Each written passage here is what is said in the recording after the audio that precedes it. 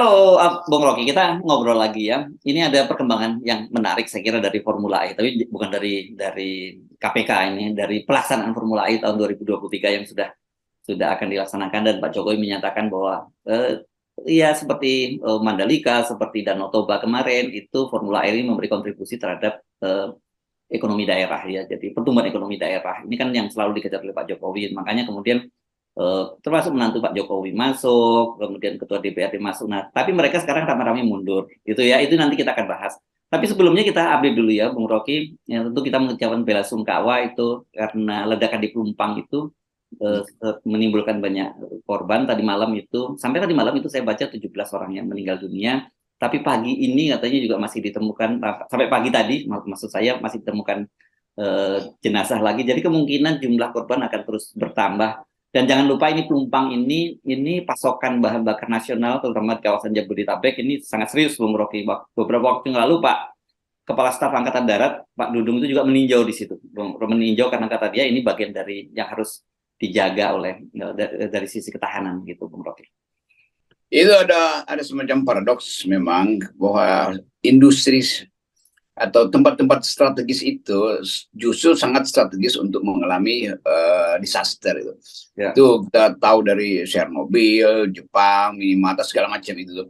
Tapi orang justru menganggap apa benar ini kecelakaan biasa itu dalam yang politik gitu kan. Ya, bukankah ya Pak Dudung bahkan pernah memerintahkan untuk bikin pengamanan yang lebih kuat. Tentu bukan sekedar pengamanan dari luar, tapi unsur-unsur di dalam tuh. Dan ini BUMN, dan kita tahu Pak Erick Thohir baru dapat gelar doktor honoris causa itu. Dan kadang-kala ada banyak hal yang terkoneksi tapi tidak terbaca itu. Jadi sebetulnya apa yang tak terlihat tak berarti tak terbaca kan. Begitu kalau kita belajar intelijen sebetulnya tuh. Jadi sekali lagi kita bela sungkawa, tapi kita ingin itu diusut lebih cepat karena ini menyangkut kompor dan pertalite angkot di Jawa Barat terutama dan di Jawa yang suplainya itu dari Pelumpang. Jadi kita menundukkan duka cita untuk sahabat-sahabat kita, keluarga yang tewas di dalam insiden itu. Yes, saya kira tetap saja itu harus kita buka ruang semacam itu ya, tidak bisa hanya disebut sebagai human error gitu, karena dan sebutkan bahwa ini tadi itu salah satu katakanlah apa ya, instalasi vital gitu yang sangat strategis gitu ya, jadi semuanya harus diantisipasi kan. Ya, itu kita masih punya di mana yang di Muara Karang juga masih ada instalasi yang listrik yang juga sangat strategis di ya dekat-dekat Jakarta ke arah Anyer segala macam. Jadi mesti ada persiapan total pada negara untuk memantau karena potensi krisis politik juga sama berbahayanya dengan potensi permainan-permainan kriminal di bidang-bidang yang bisa membelalakkan mata kita itu. Ya, semua industri strategis atau semua kompleks vital negara itu juga vital untuk dipermainkan secara politik, untuk dijadikan faktor politik, kira-kira begitu. Oke, sekarang kita bicara soal Formula E ini ya. Sebenarnya menurut saya ini cukup menarik ya. Akhirnya bahwa pemerintah menyadari gitu bahwa ini salah satu program yang bisa bermanfaat. Tapi kan kemudian ya seperti biasa orang kemudian membanding-bandingkan kenapa ada perbedaan gitu di masa lalu ketika masih ada Anies Baswedan dan sekarang. Dan kemudian kenapa orang yang dulu misalnya katakanlah nyinyir sangat keras menentang seperti ketua DPRD DKI tiba-tiba masuk dalam kepanitiaan, tapi rupanya mereka merasa nggak enak hati gitu ya.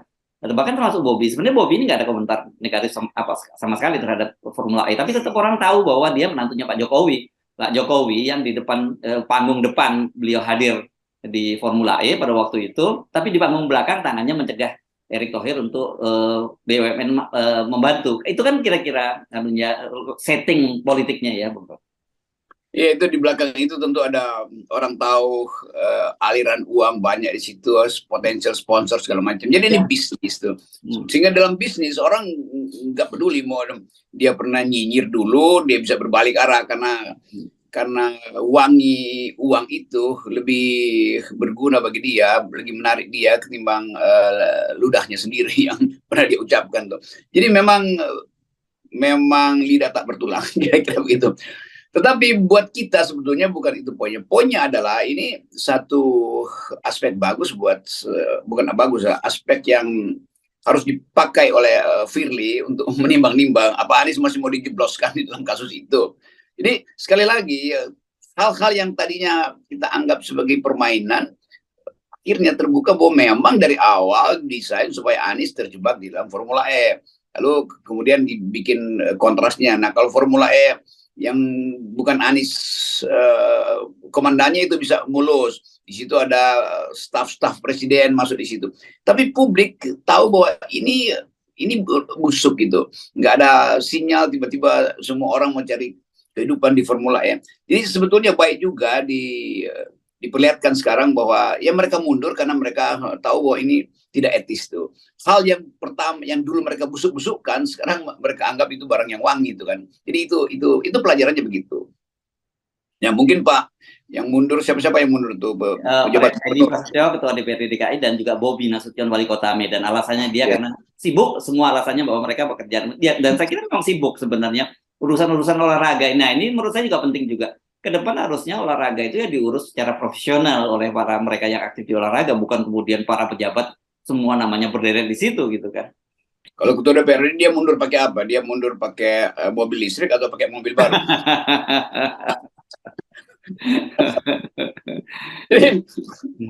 Oke, ini isu publik dan isu ini tentu terkait dengan analisis orang terhadap status Anies. Jadi kita mungkin bisa dengan cepat melihat bahwa Anies mungkin sudah mulai diloloskan. Itu artinya udah ada tukar tambah juga dengan Anies. Jadi Anies juga jadi ukuran kita. Kalau dia nggak lagi dihalangi, itu berarti ada tukar tambah. Yang kita tanyakan terus, tukar tambah dengan siapa Anies tuh?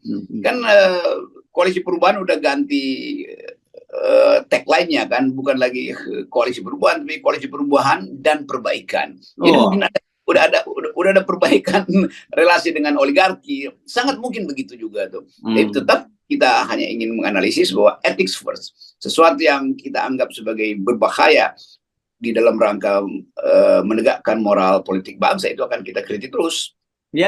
Dan saya kira itu tadi, kalau kita mungkin kita tidak ingin terjebak dalam permainan para buzzer gitu ya, saling serang menyerang dalam soal ini ya, antara formula ini, antara pembela Anies dengan pendukung penentang Anies gitu. Bagi kita yang kita lihat adalah dari tadi soal etik first tadi. Kenapa? Bagaimanapun juga harusnya persoalan-persoalan politik itu dilandasi semua pada etika yang benar gitu, dan kemudian juga persoalan pengelolaan olahraga itu juga harus jangan selama ini kan kelihatan sekali bahwa olahraga itu dipolitisir. Perebutan ketua umum PSSI, terus kemudian sekarang ada seorang Erick Thohir Menteri BUMN jadi ketua umum PSSI, ada menteri olahraga yang rela mundur untuk hanya menjadi wakil ketua umum PSSI. Kan ini tetap saja membuat kita jadi bertanya apa sebenarnya yang terjadi bangsa ini, dan kemudian menjelaskan pada kita kenapa olahraga kita nggak maju-maju juga gitu.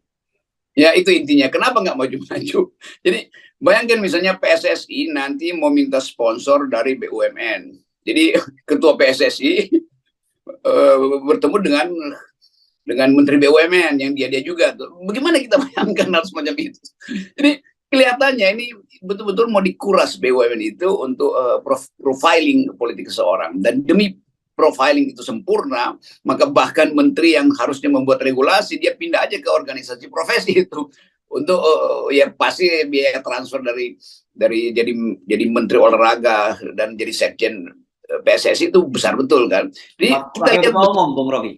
Wakil ketua umum itu. Jadi kelihatannya kan mestinya PSSI itu bikin regulasi terhadap olahraga, khususnya persepak bolaan.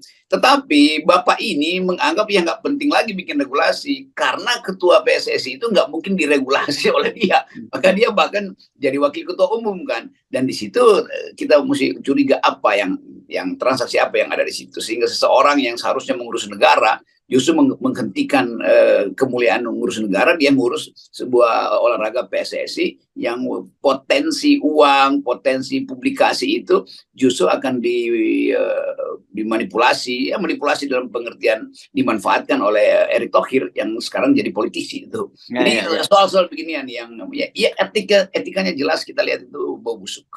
Dan saya kira etika ini ditunjuk kesadaran pentingnya menjunjung tinggi etika itu sudah ditunjukkan oleh mahasiswa Unibrau ya, yang kemarin melakukan unjuk rasa ketika menolak ketika Pak Erick Thohir diberi anugerah gelar Dr. Honoris Causa. Itu juga konyol Erick Thohir, kan dia bisa baca sebetulnya arah dari mahasiswa itu tidak menghendaki orang seolah-olah membeli ijazah, membeli gelar tuh. Lebih berbahaya lagi di profesor-profesor di Unibrau yang kelihatannya dungu juga karena dia nggak bisa baca etika publik yang justru dibaca oleh mahasiswanya. Kan saya dengar Erick Thohir udah mondar-mandir dari satu universitas ke universitas lain, timnya untuk bujuk dan ditolak semua tuh. Akhirnya nyampainya ke Brawijaya. Itu artinya Brawijaya tahu juga bahwa reputasi Erick Thohir dalam upaya memperoleh Dr. Honoris Causa udah dipermasalahkan di beberapa universitas. Jadi pasti amplopnya tebal banget, sangat tebal itu. Ini juga teguran bagi universitas yang kan apa poinnya itu memberi Dr. Honoris Causa pada seseorang yang memang uangnya banyak, kedudukan politiknya tinggi, dan akses dia untuk memberi bantuan juga besar. Jadi terlihat betul bahwa Brawijaya itu disogok oleh Erick Thohir. Gampang betul kita baca itu kan. Ya mungkin kalau kita ngomongin nanti dipersoalkan atau dipengadilankan karena harus membuktikan. Ini bukan membuktikan, itu reaksi dari para mahasiswa itu menunjukkan bahwa Brawijaya disogok karena itu mahasiswa nggak mau seseorang pakai jaket alma maternya hasil sogok menyogok. Kira-kira itu pesan etik dari teman-teman. Ya, hipotesa lah itu ya Bung Rocky ya. Jadi ya, bukan tuduhan ya, hipotesa lah ya. Ya hipotesa, dan memang cuma itu. Kan nggak mungkin mahasiswa bergerak tanpa hipotesa etik gitu. Erick Thohir ditolak di situ, kenapa? Ya pasti dianggap menyogok kan. Kan nggak bisa mahasiswa bilang Erick Thohir ditolak karena dungu. Nah, itu lain lagi tuh. Itu narasi yang penting. Ya, saya membaca menarik ini Brawijaya ini. Memang dalam beberapa waktu terakhir ini banyak sekali memberikan gelar Dr. Honoris Causa kepada sejumlah politisi, sebutlah Pak Surya Paloh, Pak Yusuf Kala juga pernah dapat dari situ, kemudian Pak Ibu Siti Nurbaya Bakar, politisi Nasdem juga dapat dari situ, dan datanya ini mudah-mudahan nggak terlalu salah, ini disebutkan bahwa selama Orde Baru itu Universitas Brawijaya itu kan Orde Baru ini cukup lama ya, 32 tahun, itu memberikan gelar Dr. Honoris Causa itu sebanyak 21 orang. Kalau tidak salah saya ingat datanya begitu. Sementara pada semajang reformasi itu melonjak sangat tinggi menjadi 70 orang. Itu jadi ini kan makanya nggak salah kalau mahasiswa kemudian menyatakan menolak mengobral gelar Dr. Honoris Causa ini. Ya bahkan dulu Pak Habibie itu waktu dikasih Dr. Honoris Causa di bidang filsafat teknologi apa saya protes, saya mesti ngajar di situ di UI ya. Di UI ini, usulan itu mesti datang dari komunitas akademis yang mengasuh mata kuliah filsafat teknologi misalnya. Saya mengasuh mata kuliah filsafat teknologi. Kan itu nggak ada problem apa-apa kan. Kan nggak mungkin kita bilang Pak Habibie itu bodoh, sangat pinter sebetulnya. Dan nggak mungkin Pak Habibie itu membeli UI. Tetapi prosedur-prosedur itu yang mesti ditetapkan. Bahwa seseorang diuji di dalam fasilitas akademis, maka dia biasanya kasih presentasi kecil dulu bahwa ini kita mau undang Anda jadi dosen tamu sementara tuh. Jadi bayangkan sekelas Pak Habibie aja yang nggak punya problem integritas, nggak punya problem moral, bersih secara akademis, bersih secara korupsi itu masih kita persoalkan. Nah ini Erick Thohir yang jelas-jelas politisi yang lempar uang kemana-mana dan manfaatkan seluruh fasilitas BUMN untuk promosi dirinya, itu diterima di Brawijaya. Kan ini gila nih. Kan mestinya ada sinyal dari Menteri Nadiem itu sebelum proses ini terjadi. Kan Nadiem mesti kasih sinyal tuh bahwa mungkin dikasih pidato kecil. Kan banyak teman-teman di sekitar Nadiem yang pinter melihat reputasi finansial dari Erick Thohir. Jadi jangan gelar itu dibeli hanya untuk mempromosikan seorang supaya dalam pidato disebut dia sebagai dokter. Apa pentingnya ijazah itu kalau perangkat etiknya itu tidak mendukung dia tuh. Jadi sayang juga Pak Erick Thohir akhirnya terjebak juga di dalam ambisi lalu diolok-olok oleh mahasiswanya. Diolok-olok oleh mahasiswa itu artinya hukuman seumur hidup. Akan dianggap bahwa Erick Thohir membeli Brawijaya, memberi ijazah. Erick Thohir itu memaksakan kehendak dia pada rektor Brawijaya tuh. Dan sebaliknya juga rektor akan diingat sebagai orang yang melakukan fraud di dalam tradisi akademis kan. Jadi sayang betul itu. Tapi udah terjadi, mau diapain? Kita cuma bisa terangkan itu post factum akhirnya. Betul. Karena saya juga mikir, apa ya dampaknya terhadap elektabilitas kalau Pak Erick Thohir itu mau jadi calon wakil presiden, katakanlah begitu. Karena sebenarnya tanpa gelar doktor pun Pak Erick Thohir itu adalah salah satu pribadi yang sudah terhormat sekarang kan. Dia orang tahu, dia pengusaha yang sukses, dia punya klub olahraga yang pernah punya klub olahraga dunia gitu di Milan, dan juga sekarang jadi menteri dari Pak Jokowi. Jadi kurang terhormat apalagi gitu. Tanpa ada doktor honoris causa di depannya pun itu sudah luar biasa. Justru menurut saya malah berkurang gitu kredibilitas Pak Erick begitu dilekatkan doktor honoris causa di depannya itu. Itu beban yang nggak diperlukan, tapi ditempelkan Ya. karena ada banyak calo yang ingin memanfaatkan uang Erick Thohir kan, di lobby segala macam. Nanti kalau bertemu dengan Elon Musk bingung, ini ngapain Anda dapat honoris causa? Bertemu dengan Bill Gates yang diketahui, ini buat apa itu? Jadi semua hal yang sebenarnya tidak diperlukan oleh seorang yang sudah sukses, begitu ditambahkan itu orang anggap, oh kalau begitu dia memang masih perlu, artinya dia memang nggak lengkap, artinya dia memang nggak bermutu. Jadi ini kampanye buruk buat Erick Thohir. Kita mau dorong Erick Thohir juga maju supaya kompetisinya bebas, banyak kandidatnya. Tapi sekarang moralnya turun, maka mungkin banyak juga kalangan akademisi yang menganggap Erick bisa memperbaiki universitas segala macam. Sekarang mereka nyinyir. Jadi elektabilitas Erick Thohir pasti turun. Taruhan mas saya kalau disurvei, minimal di Jawa Timur. Iya. Ini true story ya. Saya kira supaya nanti nggak dianggap kita suka mengada-ada, mau fitnah dan sebagainya. Saya pernah dimintai oleh seorang yang sangat dekat dengan PR1, seorang PR1 dari pembantu rektor 1 perguruan tinggi ternama di Jawa gitu ya. Dan dia tahu bahwa saya punya cukup dekat dengan seorang konglomerat di Indonesia begitu, dan dia minta tolong, kalau bisa tolong di lobby dong untuk dia diberi gelar honoris causa. Ada apa motifnya? Kata dia, sebenarnya kita justru butuh semacam dananya lah, kata dia gitu. Kenapa? Karena kampus sekarang memang kesulitan untuk mencari dana, misalnya mengirim seminar-seminar ke luar negeri dan sebagainya gitu, itu kesulitan mereka. Jadi mereka mencari dana melalui proyek-proyek dokter honoris causa ini, dan kebetulan orang yang saya kenal ini dia memang tidak tertarik dengan hal semacam itu gitu. Jadi bayangkan misalnya, mungkin Erick bisa, kalau Erick ada di Brawijaya itu di tengah depan fakultas pertanian itu ada dinding panjat tebing. Itu aja dia kasih nama itu dinding Erick Thohir, dia kasih uang di situ tuh. Orang akan lihat tiap hari tuh bahwa Erick mensponsori pemanjat tebing mahasiswa Brawijaya tuh, maka dia bikin itu lebih bagus di situ kan, lebih enak kan. Atau ruang Erick Thohir gitu kan, itu kan bisa disewa 2 tahunan itu sebagai ruang, atau dia mau beli ruangan itu kan pakai nama dia jadi orang ingat. Tapi kalau ini menyangkut pidato akademis di depan Senat Guru Besar, itu saya bayangin bagaimana yang datang ke situ menganggap bahwa ini betul serius kan.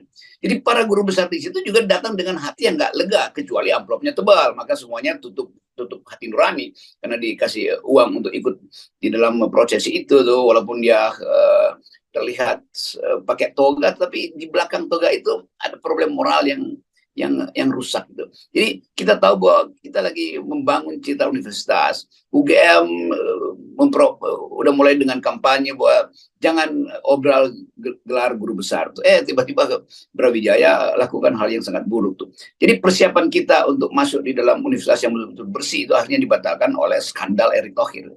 Yes, oke, baik. Terima kasih Bung Rocky, dan kita sejak kemarin kita sepakatkan nolkan gelar-gelar, apalagi gelar-gelar kehormatan ya.